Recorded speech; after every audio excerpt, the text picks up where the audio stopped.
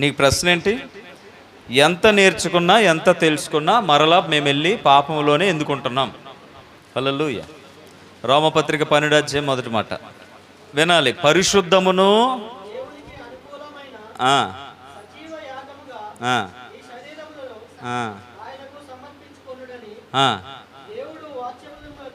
దేవుని వాత్సల్యమును బట్టి మిమ్మును బతిమాలు కొనుచున్నాను. ఎందుకు నువ్వు పడిపోతున్నావు అనేదానికి అక్కడ ఆన్సర్ ఉంది. అంటే లేదు నువ్వు అసలు లేవలేదు అంటే అక్కడే ఆన్సర్ ఉంది. మొట్టమొదటి మాటలోనే ఉంది. నువ్వు గమనించాలి. ప్రశ్న ఇది. పరిశుద్ధమును దేవునికి నువ్వేం చేయట్లేదు. ఇప్పుడు ఇక్కడ ఒక్కసారి నేను ఆన్సర్ ఇచ్చేస్తా. రైట్, టైం వేస్ట్ చేయద్దు, మనం ఆన్సర్ ఇచ్చేస్తా. ఈరోజు మీరు ఎంత విన్నా మరలా పాపములో, పాపం అంటే ఏంటండి? దేవునికి ఇష్టలుగా జీవించకపోవడమే. ఆయనకి ఎలా ఇష్టలుగా జీవించాలో ఆయన ఆల్రెడీ చెప్పాడు. కుమారుని ముద్దు పెట్టుకొనడి లేని యెడల తండ్రి కోపించును. కుమారుని ముద్దు పెట్టుకోవడం అంటే వెళ్ళి సిలువను ముద్దు పెట్టుకోవాలా? క్యాలెండర్లో ఉన్నటువంటి ఈరోజు వాక్యాన్ని, రాశిఫలాన్ని ముద్దెట్టుకోవాలా? లేదంటే ఒక మూల సిలువ పెట్టి ఎక్కడ వెళ్ళి అక్కడ ముద్దెట్టుకోవాలా? దేని ముద్దెట్టుకోవాలి? వాక్యం ఏం చెప్తుంది? శ్రద్ధగా కళ్ళెట్టి చూడాలి. చూద్దాం 18, రోమ 10:8. దీన్ని ఇలాగే ఉంచండి. మనం దీన్ని ఆన్సర్ ఇచ్చుకొని మనం ఈరోజు ముగించేసుకుంటాం. అదేం చెప్తున్నది? వాక్యం నీ యొద్ద, వినాలండి, వాక్యము నీ యొద్ద, నీ నోట, నీ హృదయంలో. ఎక్కడుందట వాక్యము? సతీష్, ఇప్పుడు ఎక్కడుంది వాక్యం? నీ యొద్దనుంది, నీ నోటనుంది, నీ హృదయంలో ఉంది. అది ఎవరు ప్రకటించు? బోధకుడు, సేవకుడు, మీ పక్షముగా పని చేయువాడు, విశ్వాసమును బట్టి ప్రకటించు విశ్వాస వాక్యమే. అదేమనగా యేసయ్య ప్రభువని నీ నోటితో ఒప్పుకొని దేవుడు మృతులలో నుండి ఆయనను లేపెనని నీ హృదయమందు విశ్వసించిన యెడల హల్లెలూయా రక్షించబడము అంటే పాపము నుంచి పరిశుద్ధతలోనికి రావడమే. రక్షించబడడం అంటే నీ పాపము జీవితం విడిచి, నీ శాపభరితమైన జీవితాన్ని విడిచి నువ్వు పరిశుద్ధతలోనికి రావడమే. అదేమని చెప్తుంది? వాక్యం ఎక్కడ ఉందట? నా యొద్ద ఉంది, నా నోట ఉంది, నా హృదయంలో ఉంది. నా హృదయంలోనికి ఎలా, నా నోట ఎలా వస్తుందంటే హృదయం నిండింది నోట్లోంచి బయటకు వస్తుంది. దేవునికి స్తోత్రం. అందుకోసం మనం పాట పాడుకుంటాం. నా ఉచ్ఛ్వాస నిశ్వాస నీవే యేసయ్యా.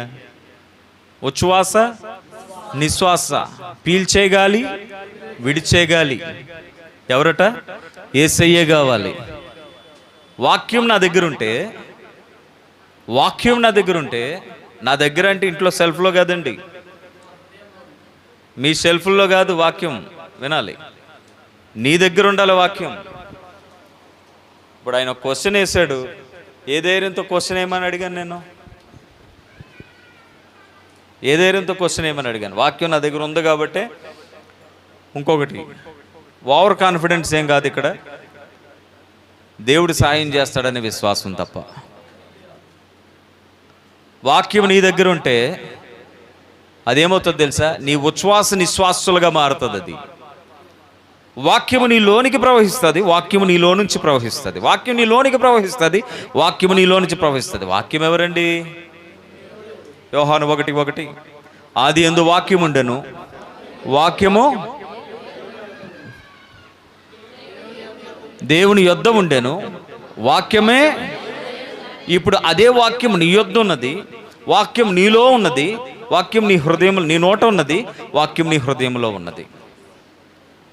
ఆ వాక్యమే శరీరధారి అయి కృపా సత్య సంపూర్ణుడిగా ఉన్నారు ఇక్కడ.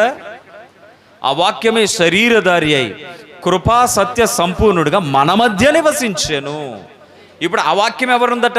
మన మధ్య ఉన్నటువంటి నాలో, నా దగ్గర ఉంది వాక్యం, నా నోట ఉంది వాక్యం, నా హృదయంలో ఉంది వాక్యం. అది మేము ప్రకటించు విశ్వాస వాక్యమే అన్నాడు పౌలు.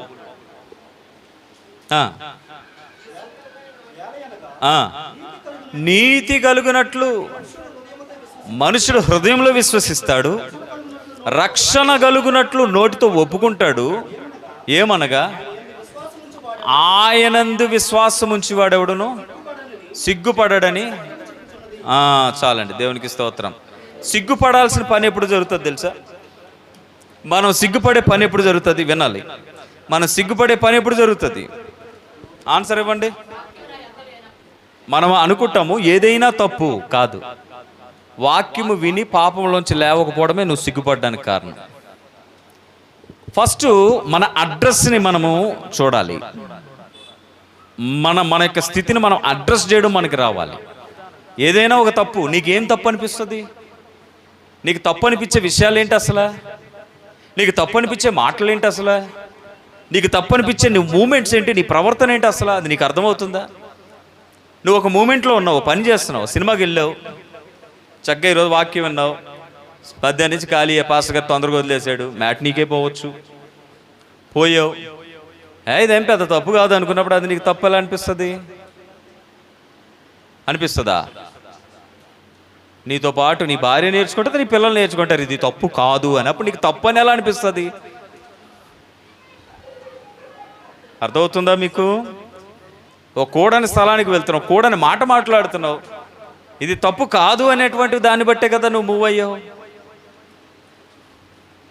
ఒక కూడని స్నేహం చేస్తున్నావు, ఒక కూడని స్థలంలో కూర్చుంటున్నావు, ఇది నేను ప్రేరేపించబడలేదు, ఎవడో చెబితే నేను చేస్తున్నాను కాబట్టి నాది తప్పు కాదు అని ఒప్పులో ఉన్నాను అనుకుంటూ చేస్తున్నది నీకు తప్పు ఎలా అవుతుంది? అప్పుడు నీకు తప్పని దేన్ని గుర్తిస్తావు నీ లైఫ్లో?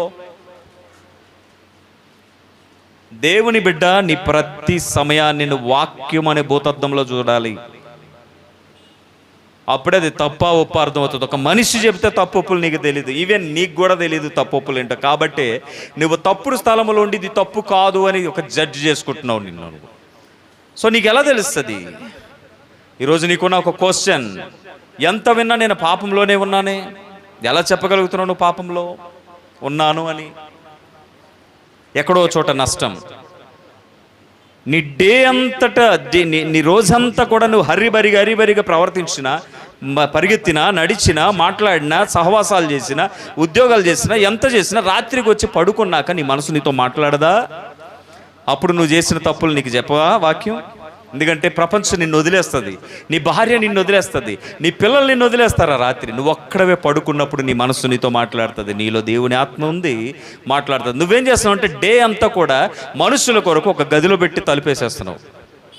కాబట్టి అది తప్పులు నీకు అర్థం కావట్లే. రాత్రి పడుకున్నప్పుడు నీ మనస్సాక్షి నీతో మాట్లాడుతుంది. బహుశా నీ ఓటమికి నీ ప్రవర్తన ఏమో కారణమేమో. అప్పుడు వాక్యం గుర్తొస్తూ ఉంటుంటుంది.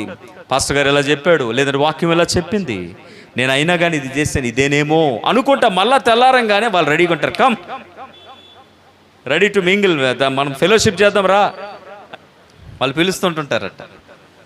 2వ కీర్తన ఈ మాట ఇలాగే ఉంచండి, 12వ అధ్యాయం ఇలాగే ఉంచండి. కీర్తన 2. అన్యజనులు ఎలాగూ అల్లరి చేయుచున్నారు, జనములు ఎలా వ్యర్థమైన దాన్ని తలంచుచున్నవి, మనం వారి కట్లు దింపుదాం రండి, వారి పాశముల మన యొద్ద నుండి పారవేదము రండి అని చెప్పుకొనొచ్చు. భూరాజులు యెహోవాకును ఆయన అభిషక్తునికి. అన్యజనులు అంటే ఎవరు ఇప్పుడు? ఏమండి? ఆయన మాట అంగీకరించడం. మీరు చెప్పండి, ఎంతమందికి అర్థమైంది ఈ మాట? ఇప్పుడు బాగా చదవండి ఒకసారి. వారి కట్లు తెంపుదాం రండి అని ఎవరు అనుకుంటున్నారట? ఎవరు అనుకుంటున్నారండి? అక్కడ చదవండి. ఇప్పుడు ఎవరిని అన్యులు అనుకుంటున్నారు? అన్యులు అనగానే మనం ఏం ఆలోచన చేస్తాం? అన్యజనులు అంటే ఆలే. మీకు విషయం తెలుసా? నీ కొరకు బయట ఆలోచన చేస్తున్నాడు. ఏమని ఆలోచన చేస్తున్నాడు? నువ్వు అన్యజనాంగం అని. అక్కడ అదే చెప్తున్నాడండి. మనం ఎందుకు స్టడీ సరిగ్గా చేయము? వాడు ఉదయాన్నే లేచి ఎలా వస్తాడు తెలుసా? వాడు ఒక దర్శనం కలిగి వస్తాడు నీ దగ్గరికి. రాత్రి ఒంటరి నిన్ను వదిలేస్తాడు, పగలే వస్తాడు, నీ పనిలో వస్తాడు, నీ పార్ట్నర్ అవుతాడు, నీ స్నేహితుడు అవుతాడు, నీ కొలీగ్ అవుతాడు, నీ బంధువు అవుతాడు, ఏమంటే మీ అమ్మ అవుతుంది, మీ నాన్న అవుతాడు. వీళ్ళు ఎలా ఆలోచన చేస్తారో తెలుసా? అన్యజనులు ఏమండి, వాళ్ళు మీ కొరకు ఆలోచన చేసే ఆలోచన ఇది. అన్యజనులు అనేసరికి మనం పెద్ద పవిత్రులు, మనం బయట వాళ్ళని అన్యులు అనుకుంటాం. కాదండి, వాళ్ళకి నువ్వు అన్యులువి. ఆడి సంగతి చెప్తున్నాడు అక్కడ. ఇప్పుడు చదవండి, అశోక్ గారు, అర్థమైందా? ఇప్పుడు చదవండి, ఆ కోణంలో చదవండి. అన్యజనులు ఎలా అల్లరి రేపుచున్నారు. ఎవరు అల్లరి రేపేది? వాళ్ళు డిస్కషన్ చేసుకుంటున్నారు. అన్యులు ఎవరు? ఇప్పుడు ఏం చేస్తున్నాం మనం? ఇప్పుడు అల్లరి రేపుచున్నది ఎవరు? ఎవరు? జనములు. ఎవరు ఆలోచన చేస్తున్నారు? ఉదయాన్నే వస్తాడు చూడండి, ఆడి దర్శనం కలిగి వస్తాడు నీ దగ్గరికి. యేసుప్రభు దర్శనం నీకు లేదు, కానీ అపవాద దర్శనం వాడికి ఉంది, నిన్ను నాశనం చేయడానికి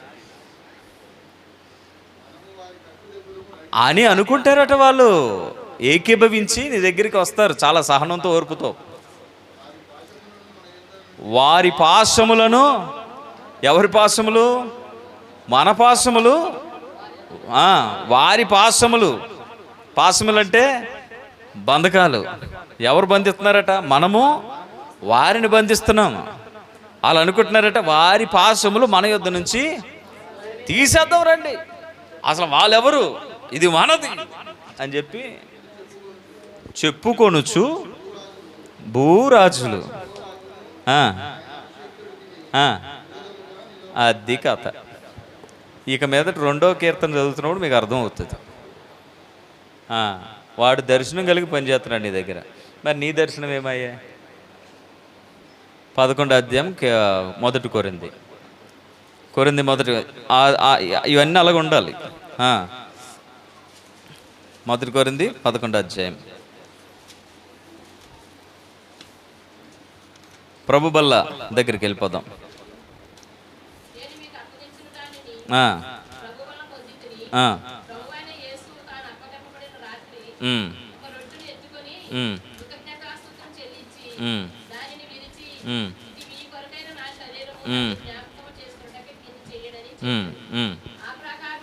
ఏం చేస్తున్నారు? ఏం చెప్తున్నాడండి వాక్యంలో? ఇది నా శరీరము, నన్ను జ్ఞాపకం చేసుకునేటకై దీనిని చేయడని చెప్పాను.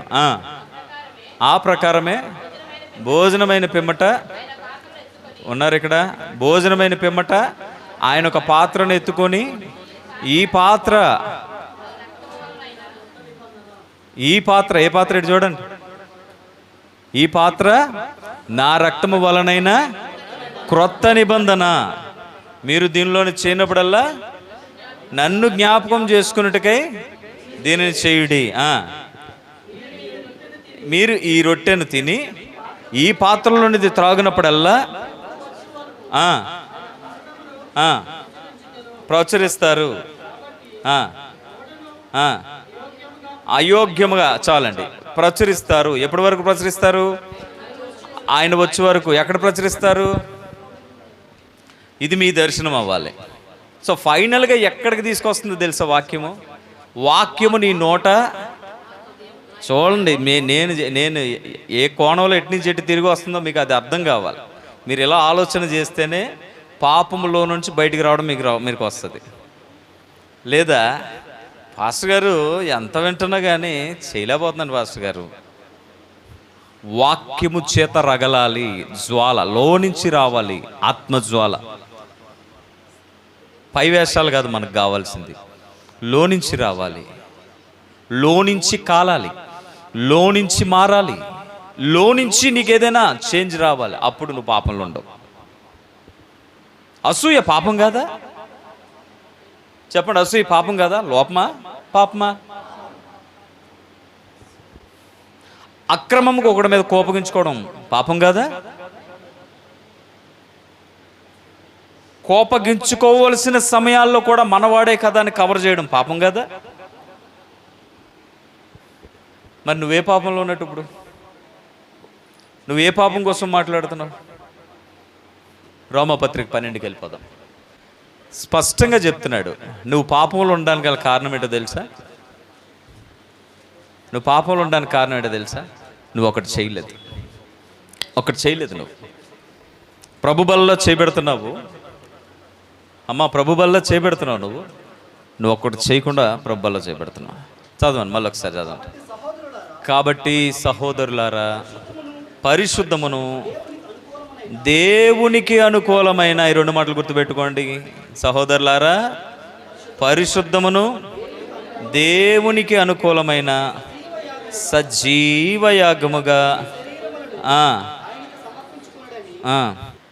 తీర్మానం చేసుకొని, ఏదైనా ఒకటి ఉంటే వెచ్చగుండు లేదా చల్లగుండు. నులివెచ్చగుంటే ఏమవుతావు?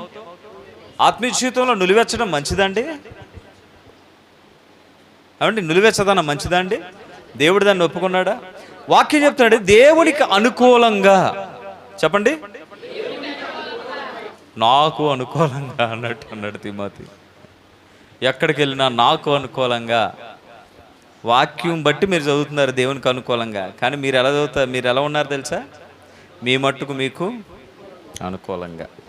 నా శరీరము పరిశుద్ధముగా, అనుకూలముగా, సజీవయాగముగా. అంటే నిన్ను నువ్వు త్యాగం చేసుకోవడం రావాలి. దేవుని బిడ్డలారా, త్యాగము అనేటువంటి ఒక మెట్టు ఎక్కకుండా నీ దేవుణ్ణి నువ్వు ఆరాధించలేవు. మరలా చెప్పనా?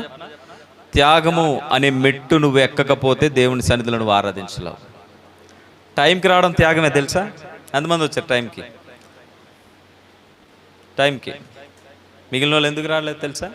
మీరు త్యాగం చేయట్లేదు. త్యాగం చేయాలి, టైంకి రావాలి. అర్పణ వేసేటప్పుడు త్యాగమే. ఈవెన్ టైత్ విషయంలో ఎందుకు అంత స్ట్రాంగ్గా మాట్లాడుతుందని తెలుసా? అక్కడ ఏం కనబడుతుంది తెలుసా? నీ హృదయం. త్యాగం. నువ్వు గుప్పిళ్ళు బిగిస్తున్నావు అంటే చర్చ్ నువ్వు ఎండిపోయేటట్టు, నీ వలన చర్చ్ ఎండిపోయేటట్టు నువ్వు చేస్తున్నావు. త్యాగం లేదు నీకు. సువార్త చెప్పలేకపోతున్నావు. ఎలా చెప్పాలి? ఇది తాకినప్పుడల్లా ఏం చేయాలట? ప్రకటించాలట, క్రీస్తును ప్రకటించాలట. త్యాగం చేస్తున్నావా? నీ కుటుంబాన్ని కుటుంబ ప్రార్థనలో కూర్చోబెడుతున్నావా? త్యాగం చేస్తున్నావా? అంటే మనము దేనికి వాల్యూ ఇస్తున్నాం, దేనికి వాల్యూ ఇవ్వట్లే. పాపంలో ఎందుకు పడతాం తెలుసా? పాపం అంటే ఏంటో తెలుసా? దేవుని మాట వినకపోవడమే పాపం. దేవుని లెక్క చేయకపోవడమే పాపం. దేవుని ఫస్ట్లో పెట్టకపోవడమే పాపం. ఇక్కడ నువ్వు దేనికి ప్రియారిటీ ఇస్తావో వినాలండి. ఇక్కడ నువ్వు దేనికి ప్రియారిటీ ఇస్తావో అది నిన్ను లీడ్ చేస్తుంది. నువ్వెందుకు పాపంలో ఉన్నావు తెలుసా? సజీవ యాగముగా నిన్ను నువ్వు సమర్పించుకోలేదు. ఎంత వెనకబడి ఉన్నావు తెలుసా? మనం నూతన ఆత్మ సంఘంలోనికి రాకుండా నీవే అడ్డుగోడగా ఉన్నావు. ఎందుకోసం తెలుసా? త్యాగం లేదు నీ లోపల, సమర్పణ లేదు నీ దగ్గర వాక్యం లేదు కాబట్టి. వాక్యం నీ నోట, నీ దగ్గర, నీ నోట, నీ హృదయంలో ఉంది. అదే నిన్ను రక్షిస్తుంది. నీ దగ్గర వాక్యం లేదు, వాక్యం అనగా దేవుడు లేడు. మరి ఏమున్నాయి నీ దగ్గర? నీవు ప్రేమించేటివి ఉన్నాయి. నువ్వు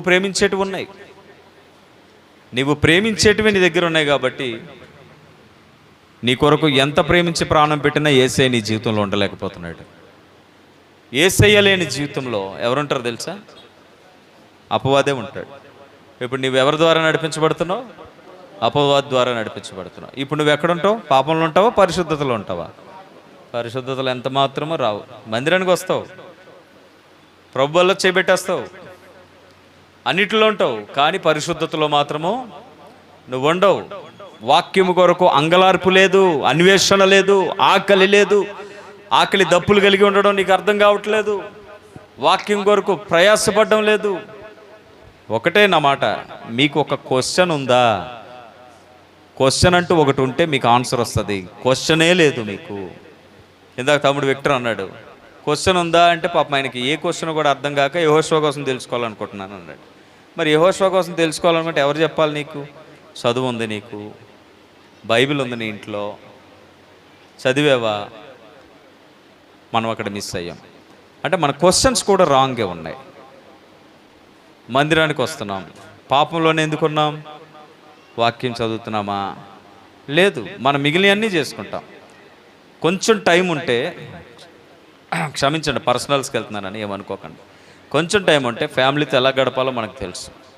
కొంచెం టైం ఉంటే, కొంచెం డబ్బులు ఉంటే ఆ డబ్బులను ఎలా ఖర్చు పెట్టాలో మనకు తెలుసు. మనకు అన్నీ తెలుసు. మన ఆత్మను కాపాడుకోవడం మనకి రావట్లేదే. ఎందుకోసం తెలుసా? మన దగ్గర దేవునికి సమయాన్ని ఇవ్వడానికి సమయం లేదు. మన దగ్గర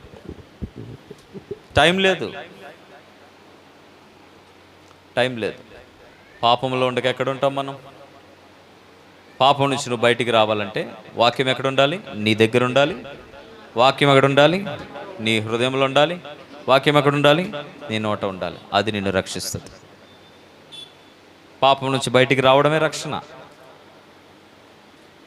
నువ్వు పాపం నుంచి బయటికి రాలేదు, రక్షణలో నువ్వు లేవు.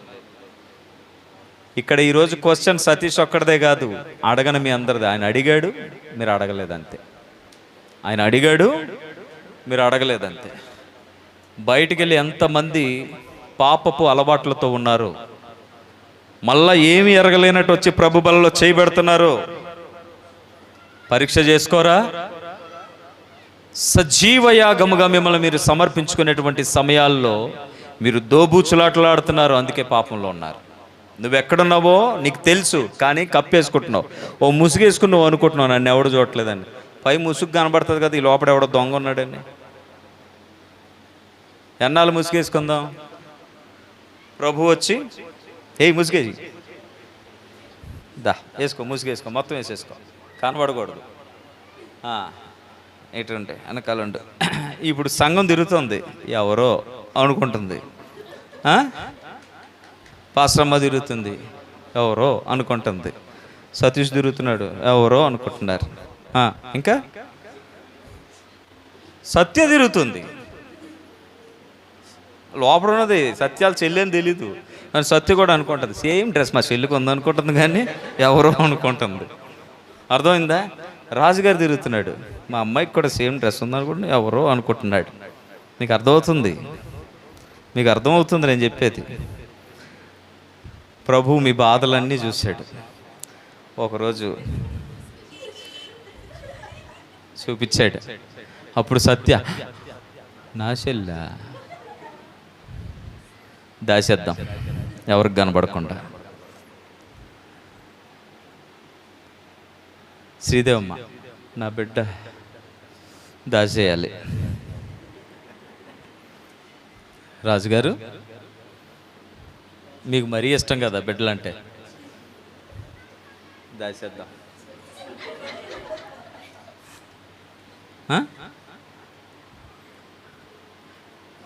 మానని పాప ముందు చూసారా?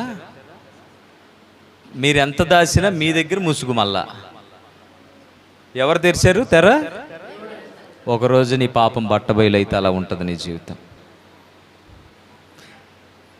ఇంట బయట ఇలాగే ఉండాలంటే నువ్వేం చేయాలి తెలుసా? ఈ విధేయత నీ దగ్గరికి రావాలి. వాక్యం నీ దగ్గర, వాక్యం నీ నోట, నీ హృదయంలో ఉండాలి. నువ్వు ఇంట కనిపించినా అలాగే కనిపించాలి, బయట కనిపించినా అలాగే కనిపించాలి. ఎవడు ఎన్ని తీర్పులు తీర్చినా ఇదే నీ ప్రాథమికం అవ్వాలి, ఇదే నీ ప్రాధాన్యం అవ్వాలి. అప్పుడు పాపం నీ దగ్గరికి రాదు. ఈరోజు నువ్వు ఎక్కడున్నావు? ఎవరు చూడలేదా? నువ్వు ముసుగేసుకున్నావు, ప్రపంచం ముసుగేసుకోవాలా? మీరు ముసుగేసుకున్నారు, ప్రపంచం ముసుగేసుకోవాలా? ప్రపంచానికి ఒకవేళ కనబడకుండా నువ్వు ముసుగేసుకోవచ్చు. నీ తండ్రి ముసుగులో లేడు. నువ్వెక్కడ ఏం చేస్తున్నావు ఆయన చూస్తున్నాడు. నువ్వు ఏ సెంటర్లో ఏం చేస్తున్నావు ఆయన చూస్తున్నాడు. ఏ చీకట్లో నువ్వేం చేస్తున్నావు ఆయన చూస్తున్నాడు. నీ హృదయం అనేటువంటి రహస్యపు గదిలో నువ్వు ఎలా ఆలోచన చేస్తున్నావు ఆయన చూస్తున్నాడు. పాపులు నిన్ను ప్రేరేపించినప్పుడు ఒప్పకము. పాపము నిన్ను ప్రేరేపించినప్పుడు దూరంగా ఉండి సంగమా. ఇంకెలా చెప్పాలి నీకు వాక్యం? ఇంకే యాంగిల్లో చెప్పాలి నీకు వాక్యం? కడగబడని నీ మొండితనము, కడగబడని నీ మచ్చలు ఎలాగ నీ జీవితాల్లో పాపాన్ని తీసేస్తాయి? క్వశ్చన్ మంచిదే, కానీ రైట్ ఆన్సర్లకు మనం రావడానికి ప్రయత్నించాలి. పాపమును అపరాధమును మనము ఒప్పుకోవాలి, విడిచిపెట్టాలి. దేవునికి స్తోత్రం కలుగును గాక. అపరాధాలని పాపములను నువ్వు ఒప్పుకోకపోతే ఏం జరుగుతుంది? ఏమండి ఏం జరుగుతుంది?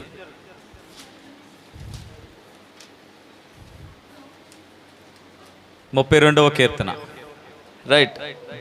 తన అతిక్రమములకు తన పాపమునకు ధన్యుడు.